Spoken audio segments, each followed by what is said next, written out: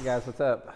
Welcome back here to today's edition of Intuitive Angling, and really appreciate you guys checking out today's video and spending some time with me. And guys, I really do appreciate it because man, I know that there's so many YouTube channels you guys could be watching, just so much content out there that I really appreciate you guys choosing Intuitive Angling to check out. Always very grateful to have you guys around. Got a legitimate secret for you guys today. Now, you know on these YouTube channels, you hear people talking about secret this and secret that. I've got a legitimate secret I'm going to share with you all today, and that is the secret of the Fighting Frog tube. There's a handful of dudes that know about this, and most of them are super old timers. This is one of those deals that when you get in the right situation with it, the thing works like magic. So we're going to talk about it today. Give you guys a full breakdown of it. I've never talked about the Fighting Frog before on the channel, so we're going to get into that in today's video. Also guys, a couple quick housekeeping tips before we get started. Just want to invite everybody to please hit that subscribe button here at Intuitive Angling. We're really working hard to try to get up to 150,000 subscribers. So if you'd like to hit that subscribe button, it's a good way to help out. And also two quick things here. I'd like to invite you guys to check out my SolarBat Signature Series sunglasses. Right now we got them at 50% off. I'll put the SolarBat website or SolarBat link in the description. You can get a pair at 50% off on both my RB2 and RB3 series. And also guys, I'll put my Fish the Moment Lake Map Breakdown link in the description if you guys would like to check out one of the lake map breakdowns I built for Fish the Moment. Really good resource to learn more about your favorite lakes, so really appreciate that. Okay guys, here is the deal here. This goes way back. This goes back to the late 80s and early 90s, and I'm going to show you what it is, and I'm going to sort of explain to you a little bit guys. This is the Fighting Frog. This is actually, this tube right here is over 30 years old. This was actually one of the Guido's G2 tubes, and you can sort of see the color of this thing, and I'm colorblind so I can't really tell you what it is. This is the color they call Fighting Frog. So I don't even know if you can get them anymore. But what I'll do, guys, is I'll link my tube link, my Tackle Warehouse link for all the tube baits in the description of this video. And if you guys want to just check this out, try to get you one as close to this color as you possibly can. So I'll hold it up there to let you look at it a little bit. Just look through that link in the description. Try to find something close. You don't have to have it exact, but try to get it as close as you can. And this is a pretty short tube, guys. This is a 3-inch tube. It's not a 4-inch flipping tube. So that is the color, which is the main thing. Now, I'm going to show you guys how to rig this, and then I'm going to explain to you the situation that it works like magic in. Now, the first thing that you have to do is this tube technique is not for fishing on the bottom. The Fighting Frog technique is swimming this thing like a swim bait through the water.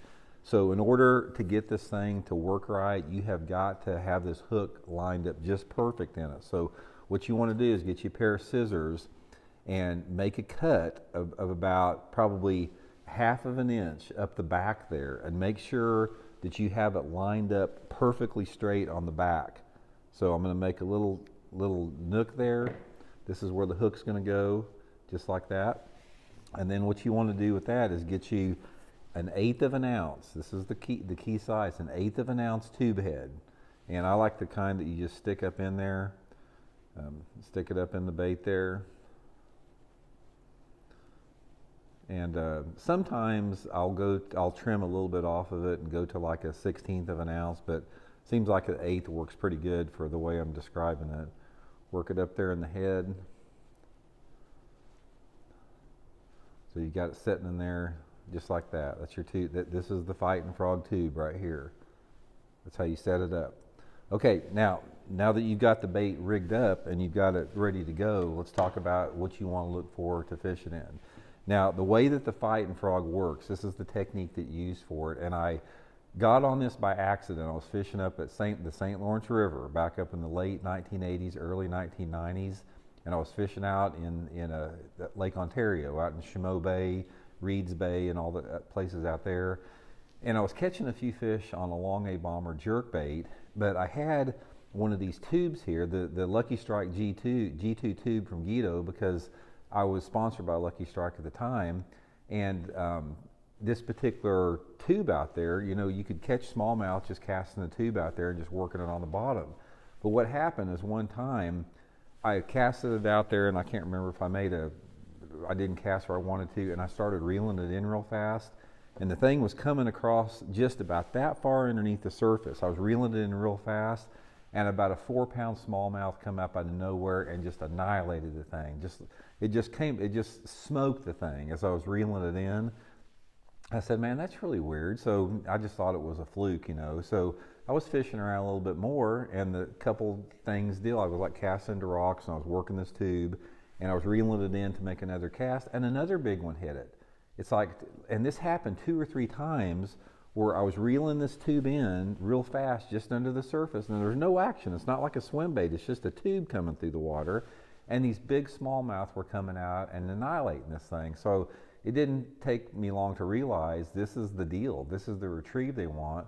So I started doing that. I started throwing it out there, keeping my rod tip high, reeling it fast just under the surface, guys, and I smoked them on the fighting frog tube out there.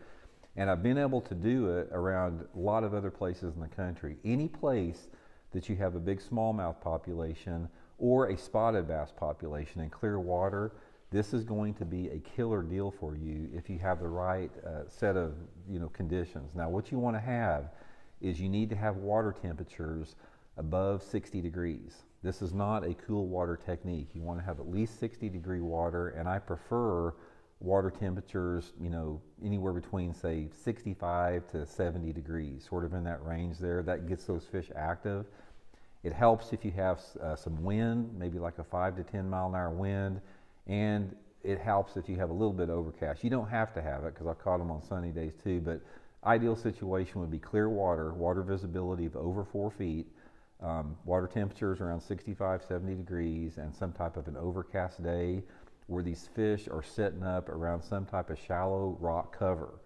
Now, I've caught largemouth on it, I've caught smallmouth, I've caught spotted bass on it, and it's the same type of deal where, like burning a spinnerbait. You guys have fished like a swim jig or a spinnerbait or even a topwater. If you're catching some fish in a clear water situation, ripping a spinnerbait, throwing like a walking topwater, throwing a swim bait that's just under the surface, guys, try this fighting frog in that situation and see what happens. It is definitely a legitimate secret that not many people know. I got a couple of buddies that I told about that they did real good in some tournaments on it back in the day, but you just don't hear people fishing it much anymore, because it's real technique specific. So anyway, I wanted to clue you in on that, guys. It's a subtle thing that the fish don't ever see. Try it, man. If you get into that situation where you got some fish that are in clear water, they're chasing, put the fighting frog some type of this color. It doesn't have to be exact, but try to get it as close to this as you can, and just see what happens, man. It's a super fun way to catch them, because, man, when they hit it, they just smoke the thing. It's just super, super fun. So anyway, hope it helps you guys catch a few, and we'll talk later.